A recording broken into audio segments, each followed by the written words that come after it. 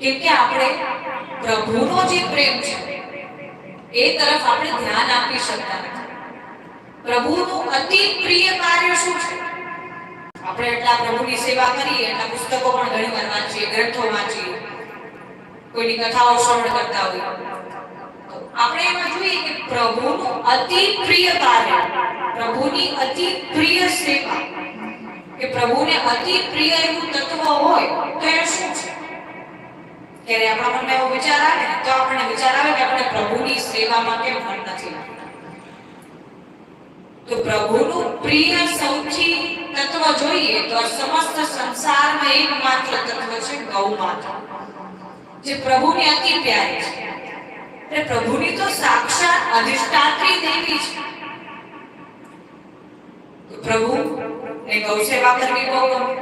પ્રભુના લીલાઓ આપણે શ્રવણ કરીએ તો આપણે એમાં જોવા મળે પ્રભુ કઈ રીતે ગૌચારણ કરતા, પ્રભુ કઈ રીતે ગૌદોહન શીખ્યા, પ્રભુ ખૂબ ક્રીડાઓ કરતા.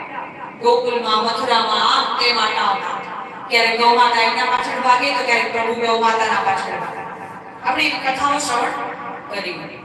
તો પ્રેમ આપણે પ્રાપ્ત કરવો હોય તો પ્રભુ જેને પ્રેમ કરે છે આપણે એમને પહેલા પ્રેમ કરવાની શરૂઆત કરવાની છે. સેવાની શરૂઆત ત્યાંથી થશે. ત્યારબાદ પ્રભુ આપણી સેવાનો અંગીકાર કરશે.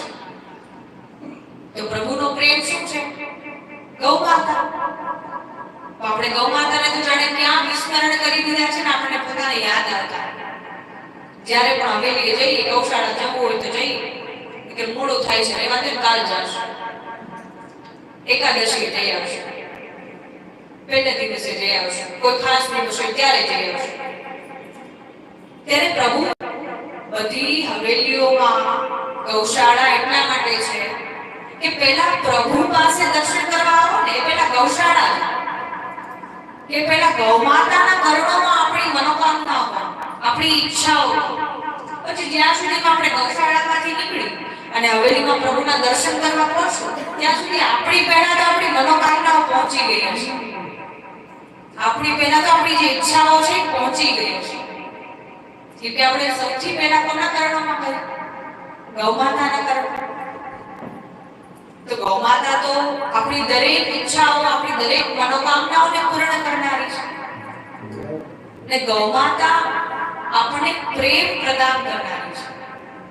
સંસારનું સૌથી કરુણામય તત્વ, સૌથી વાત્સલ્ય રૂપ તત્વ એ છે ગૌ માતા.